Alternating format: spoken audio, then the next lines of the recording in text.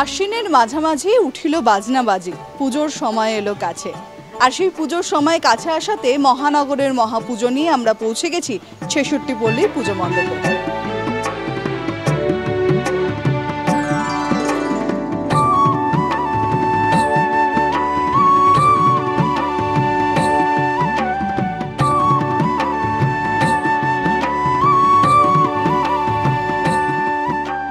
কনসেপ্টের নামকরণ করা হয়েছে সাতকহন।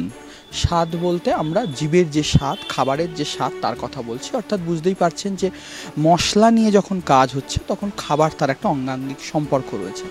তো গোটা কাজটার মধ্যে মশলার যে ব্যবহারিক পরিবর্তন এবং মহিলাদের মশলার সঙ্গে অ্যাটাচমেন্ট এবং উৎসব মানেই মশলা, রান্না, ভোগ এই সবটা জুড়ে থাকে সামগ্রিকভাবে। তো এই গোটা প্রেক্ষাপটটাকে নিয়ে আমরা কাজ করছি, যেখানে বলতে চাইছি যে ভারতবর্ষ তো মশলার একটা পীঠস্থান।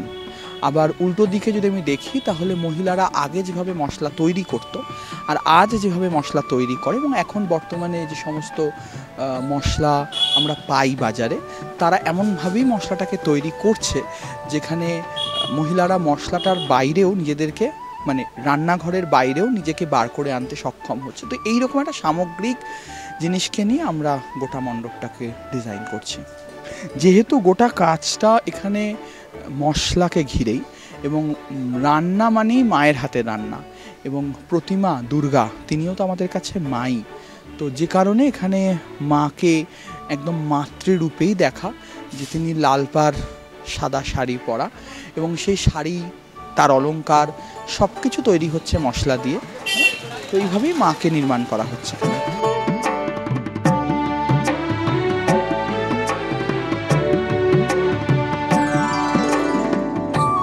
ছেষট্টি পল্লীর এবছরের ভাবনায় রয়েছে সাতকহন, যে স্বাদ প্রতিটা রান্নায়, ভোগে, সব জায়গায় থাকে।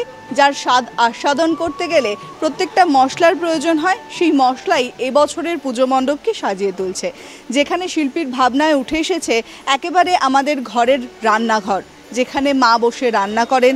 একসময় শিলনোড়ায় বাটতেন বা হামনদিস্তায়, কিন্তু এখন সেসব উঠে গিয়ে চলে এসছে মিক্সির ব্যবহার। সেই মিক্সিতে আছে শুধুমাত্র গুঁড়ো মশলা, আর সেই গুঁড়ো মশলাও এখন আমাদের উপকারে লাগে, কারণ আমরা এখন ঘর থেকে বেরিয়ে বাইরের জগৎকে সামলাতে অনেকটাই বেশি ব্যস্ত। সেখানে সেই গল্প কাহিনীকে একেবারে অন্য রূপ দেওয়া হয়েছে এই পুজো মণ্ডপে, যেখানে ভারতবর্ষ একটা সময় এই ব্যবসা অর্থাৎ মশলার ব্যবসাকে তাদের অন্যতম আর্থিক লেনদেনের মাধ্যম করে তুলেছিল। আর পর্তুগিজ থেকে ব্রিটিশরা তাদের দেশে আমাদের মশলাকে নিয়ে গেছিল। সেই গল্পও যেন ধরা পড়বে ছেষট্টি পল্লীর পুজো মণ্ডপে।